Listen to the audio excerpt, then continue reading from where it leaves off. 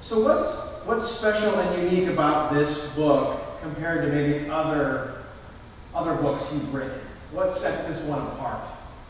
Well, in some ways, because I'm so deeply rooted in the Bible and because I love the Bible so much, I felt like in all of my other books, I was grappling with this problem here, and this problem there, and this question here, and this deficit here.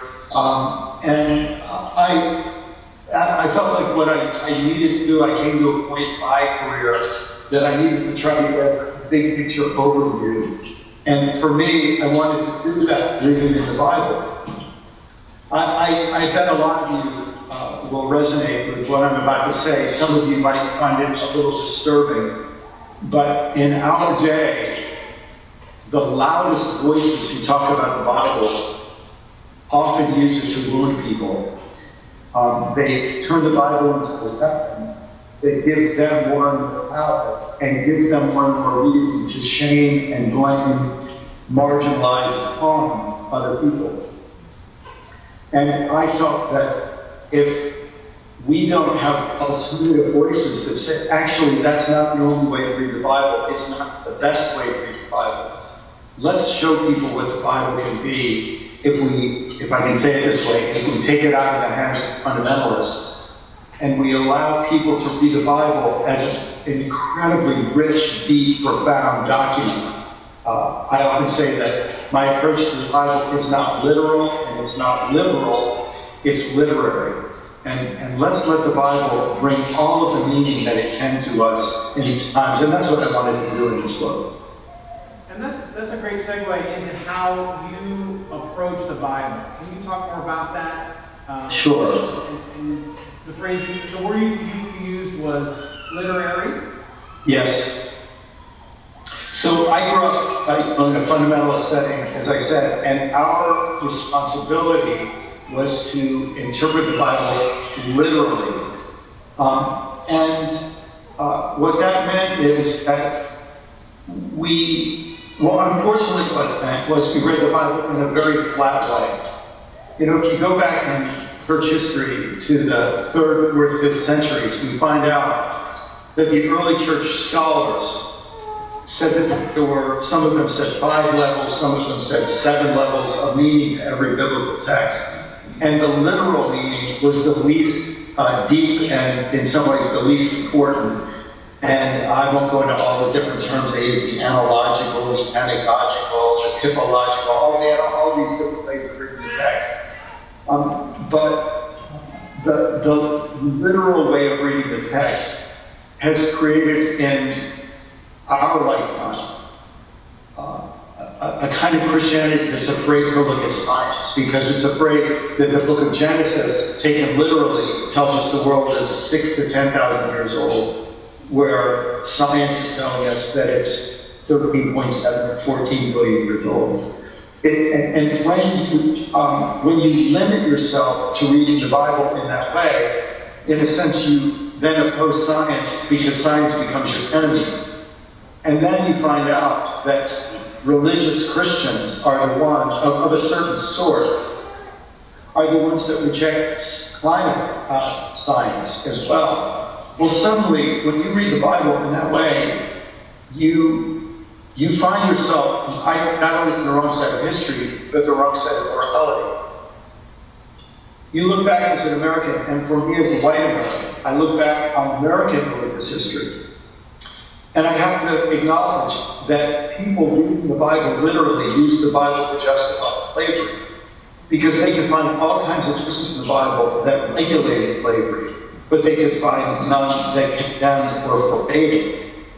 And so the vast majority of white Christians in American history, in both the South and the North, used the Bible in this horrific, unconscionable way that we have to now reject. If I can say it this way, people's way of reading the Bible made them worse than they would have been otherwise.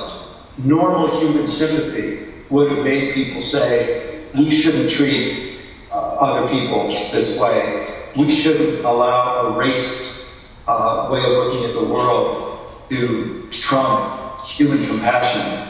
But preachers came along and used the Bible. In fact, a well-known Baptist preacher named Robert Dabney, who was a passionate pro-slavery pastor in the years leading up to the Civil War, said we have to convince people that to be against slavery is to be against the Bible. Well, now we find people doing similar things. So I think that that literalistic way of reading the Bible has been so thoroughly discredited, both by science and by ethics and history, that then what happens is a lot of people just throw out the Bible. They say it's meaningless, it's wrong, it's inaccurate, it's full of myths and superstitions, it's full of violence, we should just throw it out. Well, as someone who's read the Bible for my whole life, I know that it's full of deep meaning, and there is another way to read it. And that's what I call a literary approach.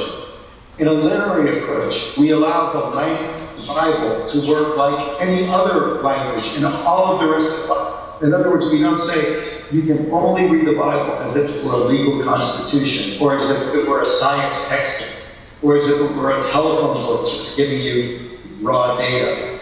We say no. Actually, literature, we have fiction and nonfiction, we have poetry and history. Yes, there are parts of the Bible that read like law, but what's really interesting is there are later parts of the Bible that critique that law.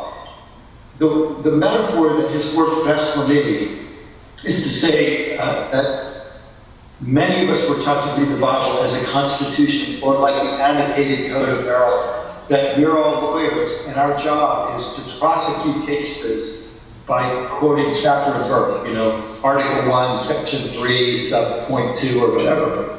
But no, I would say the Bible is much bigger. In fact, a constitution is the one thing it's not, because constitutions didn't exist in the ancient world. The Bible is more like a library. And a library preserves the riches, the cultural riches of the community. So of the community of people who believe in the God of Abraham, Isaac, Jacob, the God of Sarah, Rachel, and Mary, the God of the community that believes in Jesus and Paul and John, that community has a collection of documents. And these documents preserve important arguments and tensions in our history. And so for that reason, we don't read the Bible looking for one voice, and we don't read the Bible looking for fictions. We read the Bible looking for conversation. Someone makes a point, someone else says, well, yes, but don't forget about this. Someone else says, yeah, but look how that's been used. We better change this, and we better add this to the conversation. And what I would say is, when we read the Bible in that way, then not only do we learn the conversation of the past, but we continue that conversation in today's world. So in today's drawing from that wisdom, it doesn't become our ceiling, it becomes our floor, our platform, our basis, our launch pad, so that we can address the problems of today's world that really have never had to be addressed the way they do now. Whether it's problems of the environment, problems of economic equality, problems of unaccountable political systems, problems of corruption in governments, religion, and business, problems of nuclear weapons, problems of the mass proliferation of weapons. You add all of these problems together, and I think that if we enter into the biblical conversation, it makes us wiser, and it makes us more critical thinkers and more creative thinkers to face these problems, which aren't unimportant or theoretical issues. These are existential matters of survival. For us, for our grandchildren. Thank you. That was excellent. Here at TPC, we've been talking a lot about spiritual formation, and that our faith is always growing, it's always forming, and we are always learning.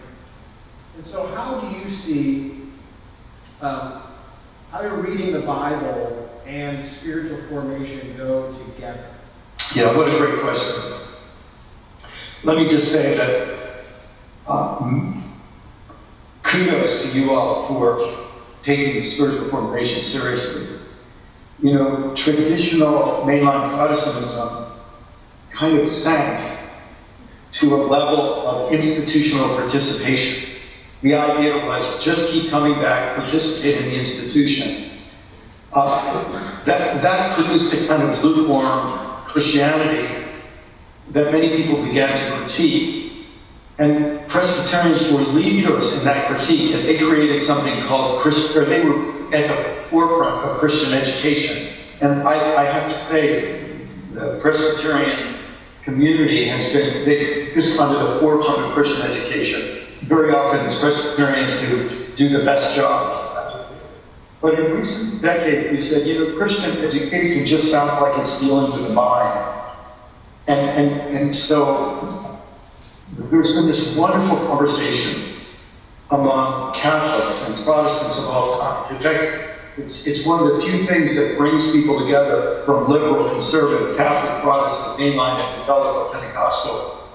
Brings us together to say, we all notice that in our churches, we have people who do the sign of the cross, we have people who do the Eucharist. If we're Pentecostal, we have people who raise our hands and sing and dance. And they're still mean people. They're still, they have a lot of cute something, but their character is not admirable. They don't seem to convey the Spirit of Christ. And so there's been this widespread realization among denominations to say, how do we actually help people change from the inside? How do we help the characteristics that we all aspire to actually become real in us? It's not just a matter of education of the mind, of getting recreation.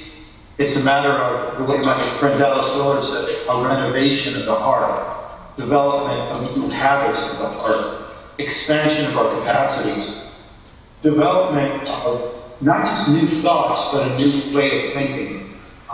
And that work of spiritual formation, it's almost like a renaissance in the Christian community, just in the last couple generations.